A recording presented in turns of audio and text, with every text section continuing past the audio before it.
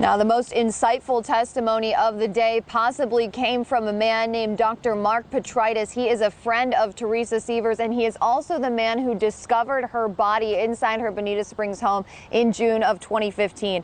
Dr. Petritis says on the night before, June 28th of 2015, the night before he found Teresa Sievers' body, Mark Sievers called him and left a voicemail asking him how he was doing and if he was okay.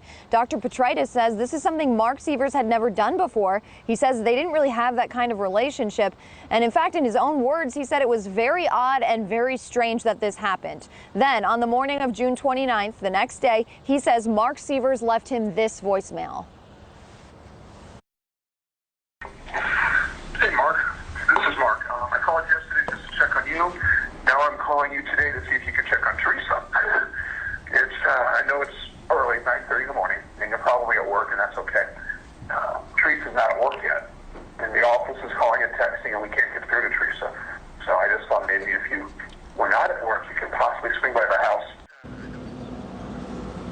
Now, he says when he called Mark told him Teresa's phone was dead and no one could reach her. He says Mark Sievers also told him he knew Teresa was home because he traced her phone.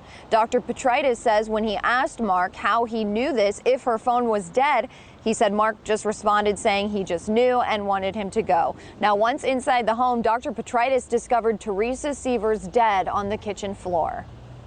Did he ask how his wife was hurt? He didn't ask specifically, but he asked, was it a robbery? He didn't ask how she was hurt, where she was going to or be taken to. Not, did she fall, did she break a leg, did she bump her head or something. Now, Dr. Petritis says he knew when Curtis Wright was arrested, he was Mark's best friend. So he says when he asked Mark Sievers about Curtis Wright's arrest, Mark said Curtis Wright didn't do this and that investigators don't have any evidence to prove it and are just trying to pick away at his friends.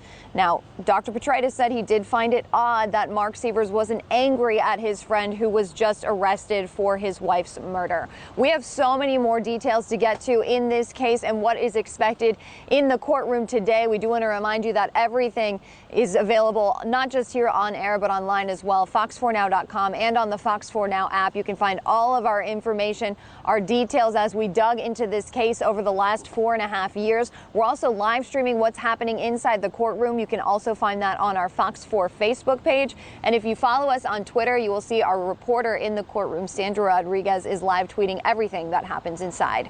Chris, Lauren, I'll send it back to you. All right, Lisa, excellent coverage. Thank you very much.